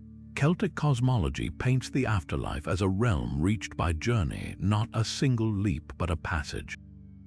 The dismantled chariot then becomes a kit for the soul's travel, its pieces waiting to be reassembled by otherworldly hands. Even the materials whisper secrets. Chariot burials cluster in regions where the soil chemistry preserves organic matter, letting us see what ordinary graves lost to time. The Wetwang woman's chariot had traces of red and blue pigments, colors tied to twilight and dawn in Celtic lore. Her wheels bore intricate carvings of spirals, motifs that appear in later manuscripts as maps to the otherworld. And here's the twist: some chariots show wear from years of use, while others were pristine, built solely for burial. Was this distinction between practical and sacred vehicles, or did some elites require new models for their final trip? The most radical challenge to old theories comes from Gaul, where chariot burials intersect with Roman accounts of the carpentum, a ceremonial wagon used in processions for goddesses like Epona. Suddenly, the chariot isn't just a vehicle but a throne, a vessel for divine connection. Modern imaging technology reveals ghostly impressions in these graves, outlines of textiles draped over the chariot frames, as if they'd been transformed into biers or canopied litters for the soul's parade into the beyond. What lingers isn't just the mystery of why chariots were buried, but how they reflect the Celtic mind. These weren't people who saw death as an end. To them, the afterlife was a country one could prepare for, pack for, even dress appropriately for. When we look at those carefully placed wheels today, we're not seeing broken machinery. We're glimpsing a packing list for eternity, written in wood and iron, a belief so profound, it turned graves into launchpads for the soul. On a windswept hilltop in Ireland, a circle of water-worn stones lies half buried in the grass, each one smooth as a skull, each one turned by countless hands over countless years. These are the cursing stones, or gloin brean in Irish, literally rotten glass, and to touch them is to step into a ritual so potent that even modern visitors hesitate before twisting them. The practice seems simple. Walk sunwise around the stone pile while voicing your plea, then turn the top stone with both hands. But here's where it gets murky. Was this an act of devotion or damnation? The same stones that healed the sick could also, according to folklore, wither crops or strike enemies blind. Their power flowing not from the stones themselves, but from the intent behind the turn. Archaeologists have uncovered similar ritual stone piles across Celtic Europe, but Ireland's examples are uniquely preserved. At Inishmare Island off Sligo, 12 stones rest on a monastic site, their surfaces grooved by centuries of friction. Local records from the 1800s describe pilgrims rotating them while reciting psalms for ailments, one full turn per prayer, yet dig deeper into oral histories and darker stories emerge. In 1892, a farmer in County Mayo blamed his neighbor's sudden paralysis on a midnight visit to the family's cloche brica, speckled stones, while as recently as 1987, a dispute over stolen livestock in Donegal allegedly ended with a cursed stone turned 7 times under a new moon. The stone's dual nature reflects the Celtic view of justice as a living force. Unlike the clear-cut morality of later religions, early Irish law recognized that harm demanded recompense, not just through courts but through cosmic balance. A curse wasn't petty vengeance, it was restorative, a way to recalibrate the scales when earthly systems failed. Modern analysis shows many cursing stones sit atop geological fault lines or near natural springs, places where the earth itself was thought to be more permeable to the other world. When you turned a stone at these liminal spots, you weren't just muttering into the wind. You were filing a grievance directly with the universe. Today, the debate continues. At Dunewell in Donegal, visitors still twist a stone called St. Patrick's Buckle for luck, while nearby, a pile known as the Witch's Teeth remains ominously untouched. Scientists who have sampled the stones note an odd magnetic anomaly in some, possibly due to concentrated iron deposits. That could explain their eerie reputation for causing dizziness or visions during rotation. But for all our modern skepticism, the old warnings persist. Local guides warn against turning stones counter-clockwise or without just cause, reciting cases where skeptics suffered bizarre misfortunes. The truth may lie somewhere between geology and collective belief, in the uncharted territory where friction meets faith, and where a simple twist of stone can still tilt the world. The flames that crowned the hills at Beltane weren't just for cattle, they formed a blazing lattice across the landscape, visible for miles in the clear spring night. While the purification of herds captured much attention, these summit fires served a far grander purpose. Recent LiDAR surveys reveal something startling. Many Beltane bonfire sites align with Neolithic tombs and stone circles, suggesting the Celts didn't choose these peaks at random. They were reactivating a network older than memory, turning the very bones of the land into a celestial switchboard. Take the Uisneach in Ireland's Midlands, dubbed the Navel of the Island in ancient texts. Here, the Beltane fire wasn't just lit, it was kindled from 9 sacred woods in a ritual so precise that sparks were struck from flint rather than borrowed flame. The resulting blaze could be seen from 5 provinces, synchronizing celebrations across the kingdom. But the real surprise came when archaeologists examined the soil. Beneath layers of charcoal, they found alternating strata of ash and burnt clay, some dating back to the Bronze Age.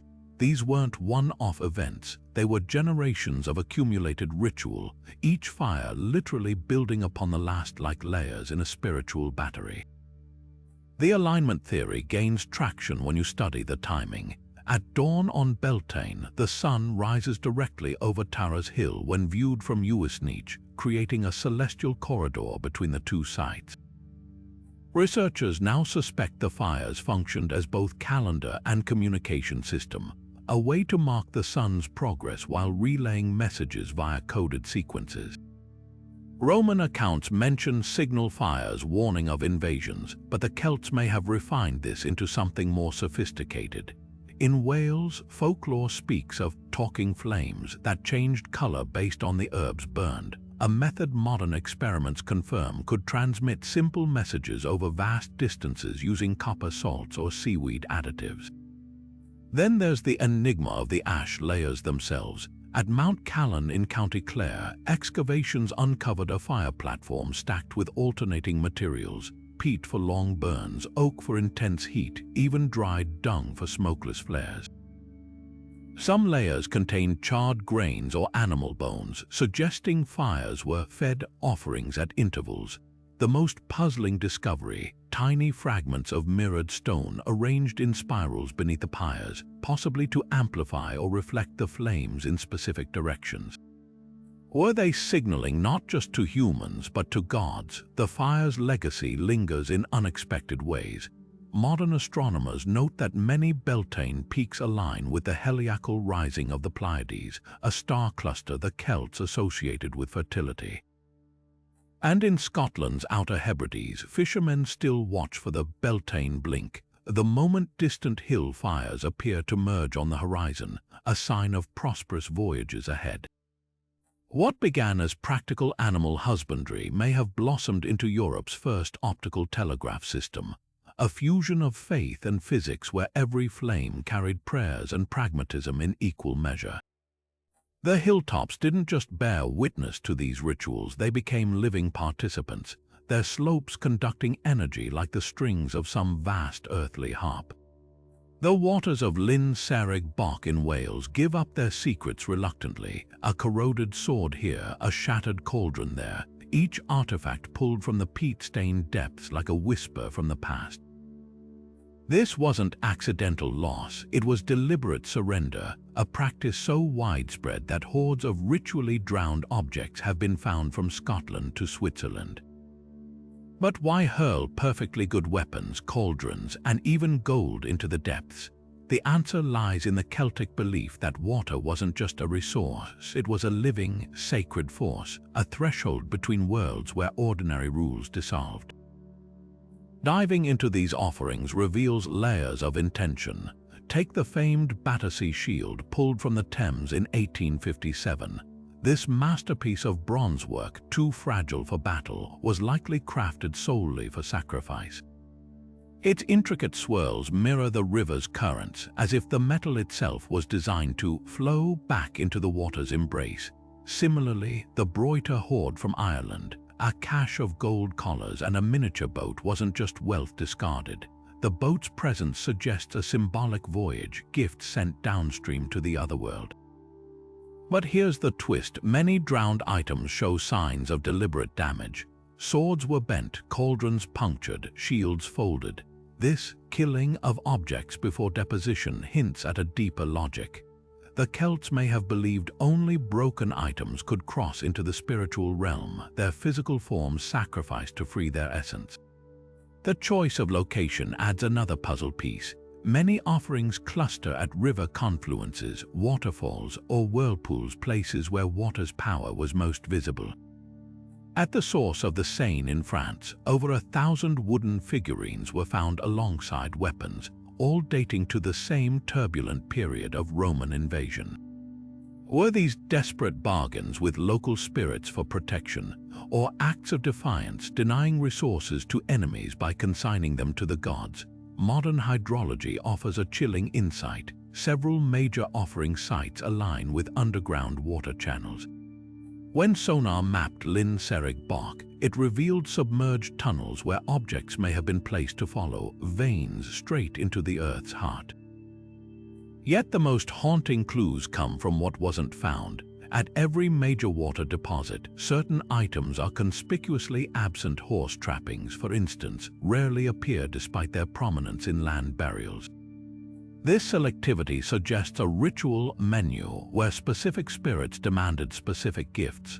Irish myths speak of water deities like Bone, who bestowed wisdom but drowned those who disrespected her currents. Welsh lore warns of Afancs water beasts mollified only with precious metals. The offerings then weren't just tossed, they were carefully curated conversations with creatures seen and unseen. Today, when we drop coins into fountains for luck, we're dimly echoing these ancient negotiations. But for the Celts, each sunken sword was more than a wish. It was a covenant written in rust and riverweed, a plea scrawled across the liquid skin between worlds. And sometimes, when the light hits the water just right, you can almost see the answers flickering back. A farmer crosses a dew-slicked meadow at dawn, his boots sinking into what seems like ordinary turf. Then, without warning, a gnawing emptiness grips his stomach, a hunger so fierce his knees buckle. By nightfall, he's dead, his body withered as if starved for weeks. This was the dread of Fear Gortach, the hungry grass, a Celtic superstition so potent it lingered in rural Ireland well into the 20th century. But was this just a cautionary tale, or the ghost of an older, darker ritual warning etched into the landscape? The legend's specifics vary by region, but the core remains chilling. Certain patches of grass, often near ancient burial mounds or battlefields, carried a curse that induced rapid, insatiable hunger. Some accounts describe the grass as unnaturally lush or oddly discolored. Others claim only those who stepped on it barefoot were afflicted. 19th century folklorists recorded desperate counter-rituals, spitting on the ground, turning one's coat inside out, or chewing a fistful of earth to return what was taken. The most intriguing detail, these remedies mirror known Celtic purification rites, suggesting Fear Gortach wasn't just folklore but a corrupted memory of something far older. Archaeology adds grim credence to the tales. At Seanock and Ayr in County Sligo, a suspected hungry grass site, ground-penetrating radar revealed a mass grave beneath the sod victims of a 16th century famine, their bones showing signs of cannibalism.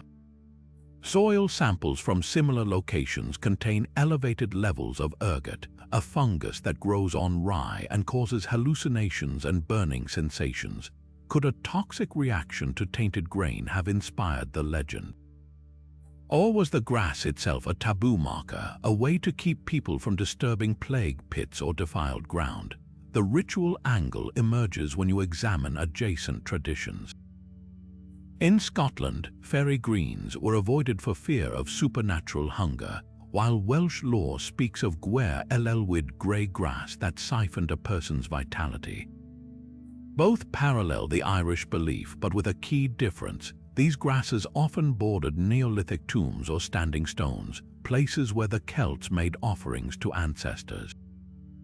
Some scholars propose hungry grass was a grassroots pun-intended enforcement mechanism, a way to protect sacred sites without fences or laws. Step where you shouldn't, and the land itself would punish you.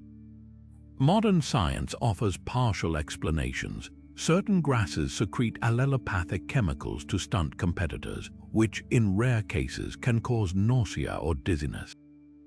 Combined with the placebo effect, this might explain transient symptoms, but the fatal cases, those remain mysteries, though hypoglycemia or undiagnosed diabetes could account for sudden collapses. Yet even today, elderly farmers in Connemara still toss crumbs onto suspicious patches just in case. The ritual persists, a whisper of the old fear that some hunger isn't of the body, but of the land itself, remembering what or who lies beneath. The bark of the ancient yew splits easily under the Druid's knife, each stroke carving not just lines but meaning into the living flesh of the tree. Ogham script, Europe's most enigmatic alphabet, wasn't merely a writing system to the Celts. These stark notches, running like seams up the edge of a standing stone or the trunk of a sacred oak, were whispered conversations between worlds. To modern eyes, they resembled tally marks or simple ciphers, but the truth is far stranger.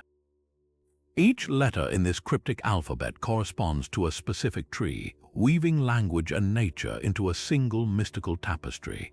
Take the newly discovered Ogham stone on the Isle of Man, its weathered surface bearing a message that still stumps linguists.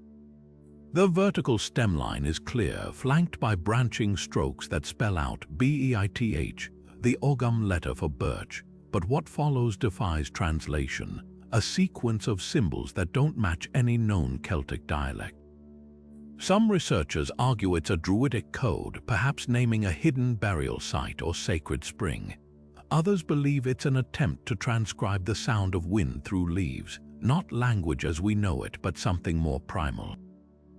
The practical uses of Ogham were undeniable. Boundary markers, memorials, even rudimentary property deeds were etched in this arboreal script. A stone in County Kerry clearly reads Mackie Robberly, meaning son of Rebellious, while another in Wales marks a trading route with the word Tyr land. But dig deeper and ritual significance emerges. Ogham inscriptions often cluster near locations mentioned in myths as portals to the otherworld. The famous Dunlow Ogham stone stands at the foot of a pass where legend says the hero Fionn mac Cumhaill chased a spectral deer. Its message, Colgata, may mean swift-footed, either describing the deer or invoking its speed magically. The living tree carvings are even more perplexing. Unlike runes or hieroglyphs, Ogham was designed for organic surfaces. The act of cutting into a tree wasn't just practical, it was symbiotic.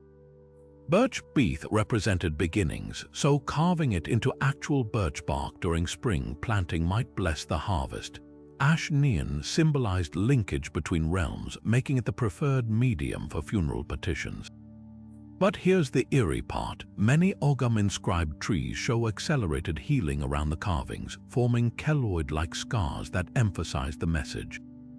Did the Celts understand tree biology well enough to time their cuts for optimal callousing? Or did they believe the trees were actively cooperating, sealing the words into their flesh like living parchment? Recent spectral imaging has exposed hidden layers to this mystery.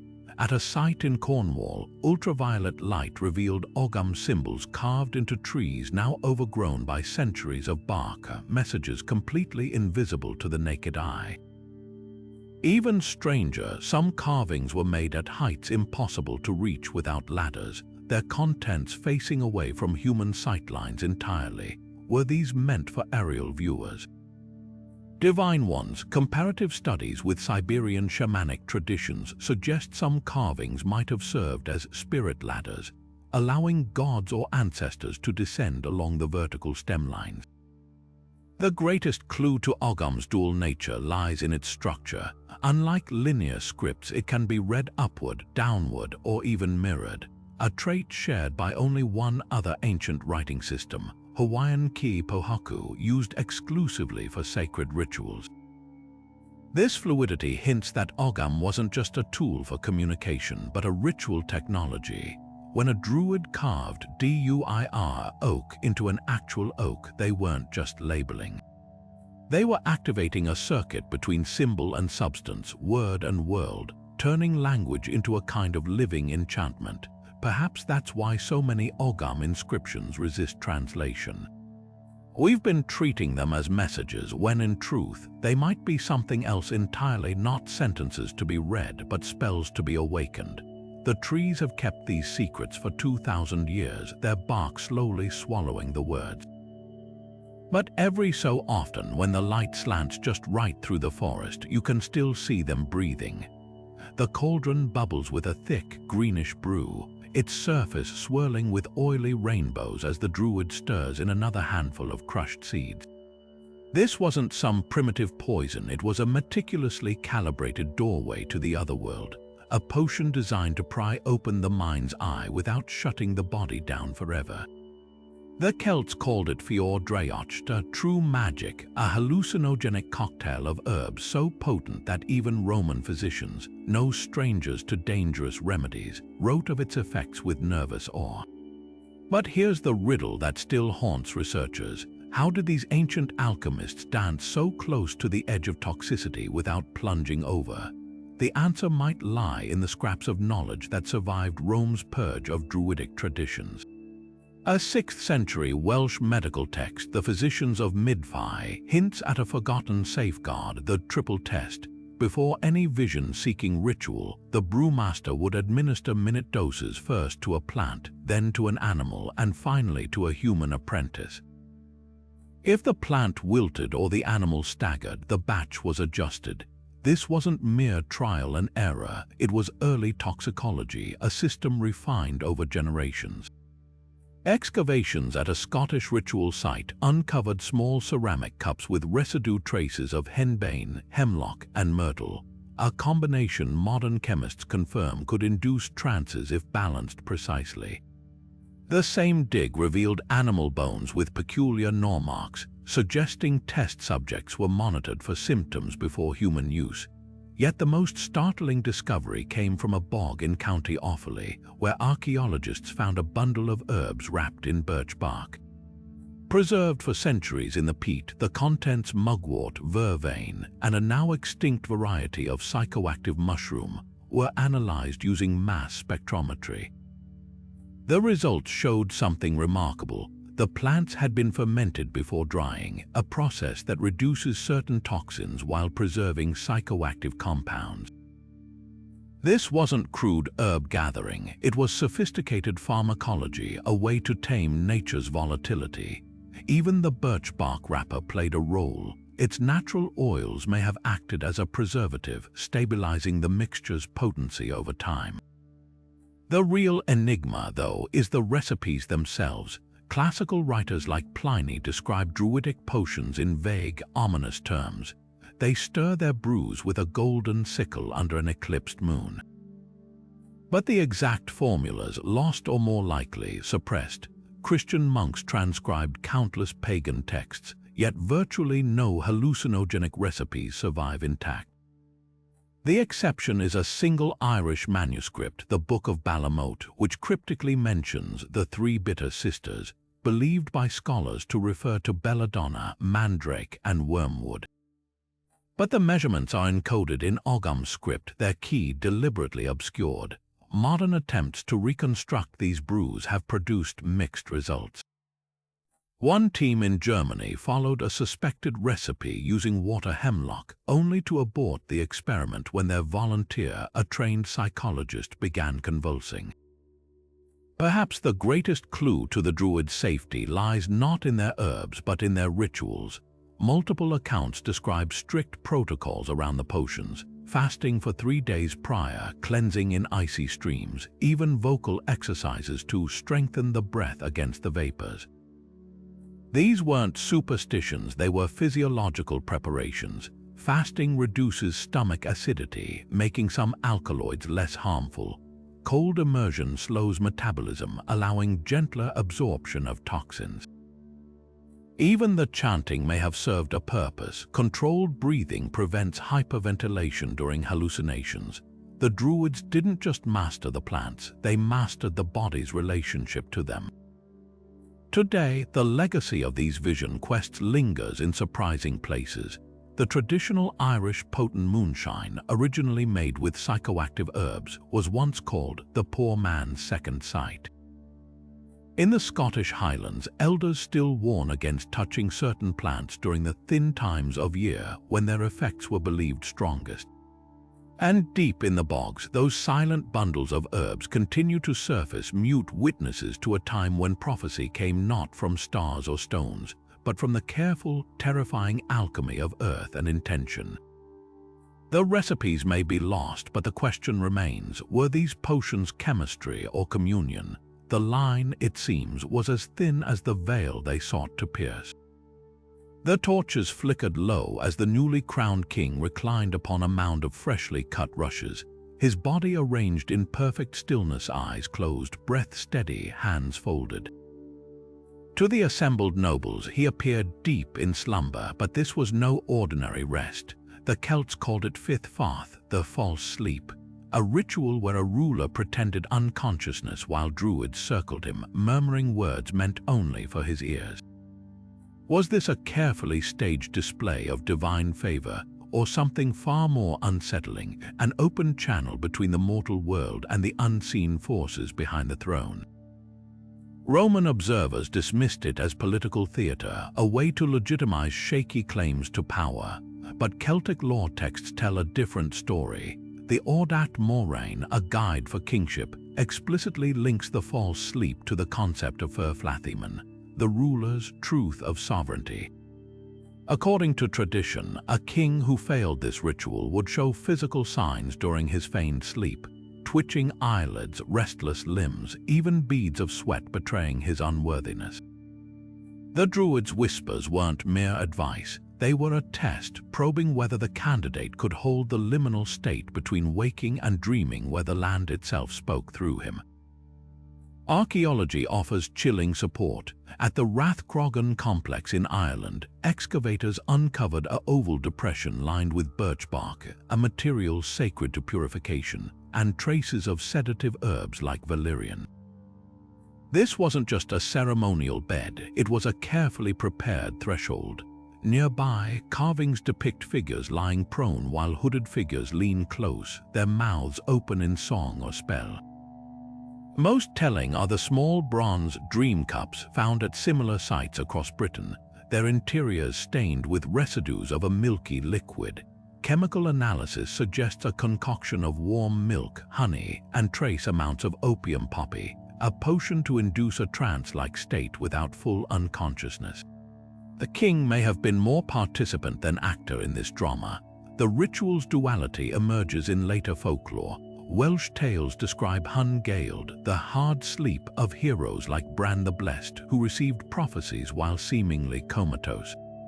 Irish myths warn of kings who ignored their false sleep visions, like Conn Saithathach, whose reign collapsed after he dismissed a druid's whispered omen about a future invader. This wasn't just about optics, it was about installing a ruler as a living antenna for divine will. Even the placement mattered. Many false sleep sites align with dawn solar events, suggesting the king's awakening was timed to coincide with the rising sun, symbolizing rebirth and renewal. What modern scholars grapple with is the line between ritual and reality. Experiments with sensory deprivation and guided meditation show that subjects in suggestible states can experience vivid auditory hallucinations, especially when primed with cultural expectations. Did the Druids exploit this, weaving suggestions into their chants that the king would later believe were supernatural revelations? Or did the Celts genuinely access some collective unconscious through these rites? The answer may lie in the ritual's abrupt disappearance after Christianization. Unlike Beltane fires or Samhain offerings, the false sleep wasn't adapted, it was erased, as if the new religion feared its potency. Perhaps the most haunting clue comes from a lesser-known variant of the ritual in Scotland, where the sleeper wasn't the king but a Tarbface bull hide wearer. Here, the Druids whispered not to the candidate but through him, his lips moving in sync with their words as if possessed. This suggests the false sleep wasn't merely about receiving wisdom, it was about becoming a vessel, however briefly, for voices older than memory. When a king rose from that bed of rushes, he didn't just carry advice. He carried the weight of centuries, the whispered consensus of the land itself, and the terrifying knowledge that his right to rule hinged on his ability to listen, not with his ears but with his bones. The midwife's hands moved swiftly in the dim light, first passing the squirming newborn through the smoke of a juniper fire, then dunking its tiny feet into a basin of ice-cold spring water. This was seining, the Celtic purification rite for newborns, and missing a single step could spell disaster. Unlike the gentle christenings of later eras, this ritual crackled with urgency, rooted in the bone-deep belief that an unblessed child wasn't just vulnerable, it was a magnet for chaos. But why such dread around something as natural as birth?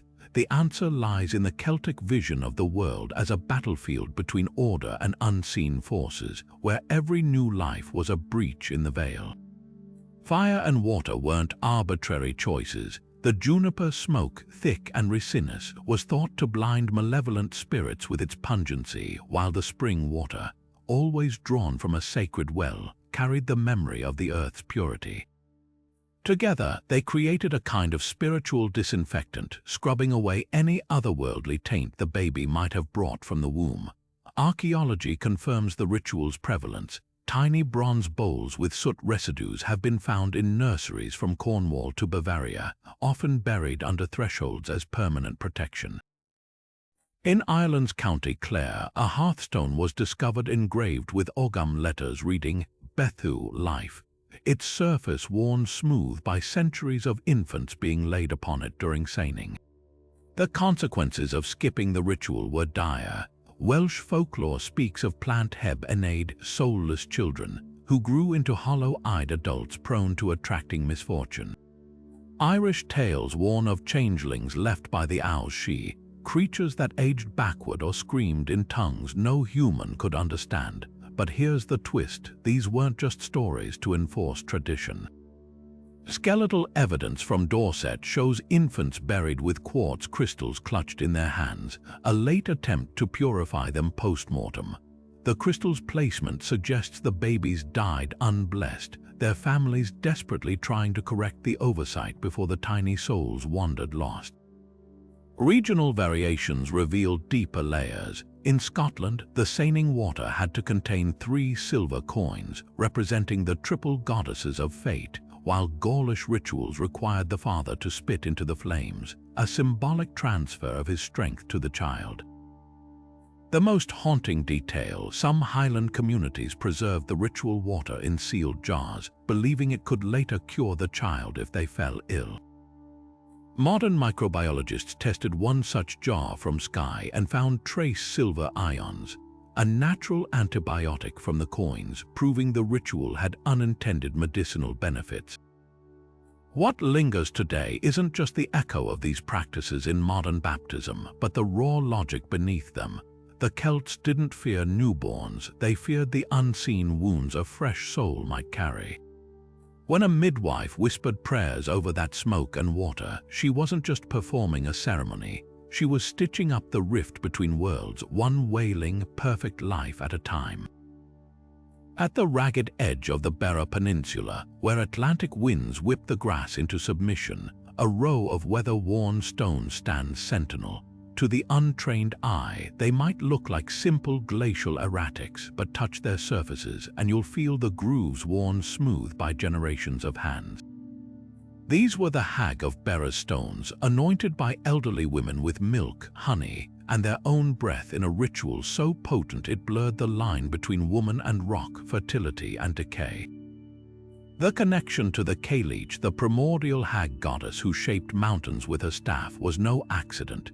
In Celtic cosmology, stone wasn't inert, it was the bones of the earth, the slowest moving form of life. By anointing these specific boulders, the women weren't just performing a ceremony, they were tapping into the Cailleach's generative power, the same force that could grind mountains to dust yet coax barley from barren soil. Archaeology confirms the stone's significance. Lichen growth patterns show consistent handling over centuries, while soil analysis reveals traces of dairy lipids and pollen from early blooming flowers like Lesser Celandine, symbols of stubborn fertility. But why entrust this ritual to elder women? Irish Brehon law texts hint at the answer. Post-menopausal women were considered clean of blood, their bodies no longer cycling with the moon and thus uniquely able to commune with the timeless Cailleach. The act itself was deceptively simple. At Imbolc, as the first lambs bleated in distant fields, the women would circle the stones sunwise, draping them with threads pulled from their own aprons, a literal transfer of life's fabric. Then came the anointing, milk for nourishment, honey for sweetness, and finally, a whispered invocation into the stone's deepest crevice, sealing the prayer where only the earth could hear it. The stone's placement tells another story. Unlike ceremonial circles or burial dolmens, these boulders follow no geometric pattern. Instead, they trace the peninsula's ley lines, natural ridges where geological surveys now show underground water veins intersecting. To the Celts, these were the Cailleach's arteries, and the stones her pressure points. Modern dowsers report inexplicable energy spikes at these sites, while botanists note wild herbs like yarrow and angelica grow disproportionately lush around them, their roots fed by mineral-rich seepage. Was the ritual actually enhancing the soil, or were the women simply attuned to nature's existing rhythms? The most haunting evidence comes from folklore's margins. In one Kerry village oral history collected in the 1890s, a midwife describes a last resort fertility ritual where childless couples would lie belly down on the stones during thunderstorms, believing the Cailleach's lightning strike could awaken dormant life. Another account tells of sleeping stones brought into bedrooms, their cold weight placed on barren wombs as elders chanted the names of local streams, waterways named for long-dead women who'd once tended the same rocks. Today, the practice lives in fragments. At a village fair in County Cork, you might still see an old woman slip honeyed fingers into a stone's fissure, murmuring words lost to the wind. Scientists dismiss it as superstition, yet something curious happens around those stone springs that never dry up, fields resistant to blight. Generations of women who swear their grandmother's stones remembered them during childbirth. The Celts knew what we've forgotten. Fertility isn't just biology. It's a conversation with the land, with the past, with the slow, sure strength of stone. And sometimes, when the light slants low over Bearer, the rocks seem to lean closer, as if straining to hear the next whisper. The last stalks of grain swayed in the autumn wind as the harvesters moved in, their sickles flashing. But one small patch remained untouched, standing defiant amid the shorn field. This was no oversight. The Celts called it the Cailleach or Mel, the ritual last sheaf, and its fate was anything but random. In some regions, the final stalks were woven into an intricate doll dressed in miniature clothes, hung in homes until spring planting. Elsewhere, the bundle was tossed to livestock as fodder or even burned in the harvest bonfire. At first glance, these acts seem like simple gratitude for a bountiful yield, but peel back the layers and you'll find a ritual pulsing with urgency where the line between survival and superstition blurred. Why single out the last sheaf? The answer might lie in the Celtic belief that the spirit of the crop didn't reside evenly across the field. It concentrated in the final standing grain, like a fleeing soul making its last stand. By ceremonially capturing it, whether in doll form or through animal digestion, they weren't just preserving tradition, they were ensuring the spirit's safe passage to next year's planting. Archaeological digs in the Scottish Hebrides unearthed oat straw dolls inside wall cavities of Iron Age roundhouses, their twisted bodies still bearing faint traces of blue dye, possibly woad, a pigment tied to protection spells. Even more telling, some dolls were found stuffed with dried poppy heads, suggesting the corn spirit was also a kind of herbal time capsule, its narcotic seeds meant to awaken when replanted. But the ritual took darker turns in times of scarcity. Irish famine records from the 1700s describe frenzied races to cut the last sheaf, as whoever wielded the sickle risked inheriting the community's collective hunger for the winter. In these versions, the sheaf wasn't lovingly braided, it was hastily stuffed into the coat of an unsuspecting bystander, who then had to host the spirit's hunger until spring. The parallels to scapegoating rituals are unmistakable, yet here the focus wasn't on punishment but redistribution of suffering. Folklorists argue this wasn't cruelty but a form of communal risk management, where the burden of scarcity was ritually acknowledged rather than ignored. The animal feeding variant reveals another layer. At a Viking-era settlement in Orkney, excavators found a cattle trough filled with charred barley grains alongside the skeleton of a last sheaf doll, its straw body chewed beyond recognition. At first, this seemed like mundane disposal until isotopic analysis showed the grains were sprouted, a labor-intensive process that converts starches to sugars. This wasn't waste, it was sacramental brewing where the spirit of the grain was first fermented into ale, then fed to the beasts who'd plow next year's fields. The cycle wasn't broken, it was amplified, the spirit moving from plant to animal to earth in an unbroken chain. Today, echoes of the last sheaf persist in unlikely places. At European harvest festivals, you'll still see corn dollies hanging from tractors or woven into wreaths, their forms now decorative but their origins rooted in desperation. Modern farmers might scoff at the idea of a corn spirit, yet many admit to leaving a token row unharvested for the birds, a secular nod to an ancient bargain. Perhaps that's the real lesson of this ritual. Survival isn't just about what you take, but what you consciously leave behind. The Celts understood that every ending carries the seed of the next beginning, and sometimes you must tuck that seed safely into the fabric of the future, whether as a doll, a draft animal's meal, or a story whispered across centuries. From the towering wicker effigies consumed by flame to the whispering mirrors that promised glimpses beyond the veil, these 30 rituals paint a portrait of a civilization that saw the world as a living, breathing dialogue between the seen and unseen. The Celts didn't just inhabit their landscape, they spoke to it, bargained with it, and through these rituals attempted to rewrite its very rules. What unites these practices isn't just their mystery, but their sheer audacity. Imagine the conviction required to believe that a bull's dream could crown a king, or that a handful of butter sunk into a bog might stave off famine.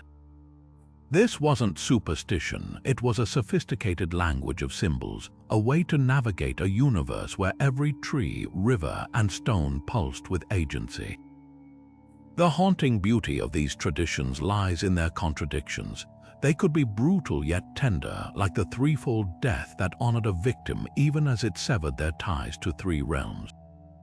They blended practicality with poetry. Beltane's bonfires purified cattle, yes, but they also wove communities into a luminous net across the hills, and perhaps most strikingly, they refused to stay in the past. We still knot ribbons to sacred trees, still feel a shiver on Halloween night when the veil thins, still toss coins into wells as if the water remembers what we've forgotten. The Celts' greatest legacy might be this: they taught us that ritual isn't about answers, but about keeping the questions alive. So, which of these rituals lingers in your imagination? Is it the Druids' hallucinogenic brew, walking the knife's edge between poison and prophecy? The chariot buried not for display, but as a traveler's kit for the afterlife? Or perhaps the last sheaf, its woven doll, a promise that hunger is cyclical, never final? The conversation doesn't end here. Every archaeological dig, every reinterpretation of a faded Ogham script, every folklorist's notebook could hold the next clue. And that's the real magic. These mysteries aren't relics, they're invitations to look closer at the world, to listen for the echoes in a crow's call or the patter of rain on stone, and to wonder, what if we've only just begun to decipher what the Celts understood in their bones? The rituals may be silent now, but the land still hums with their frequency. All we have to do is tune in.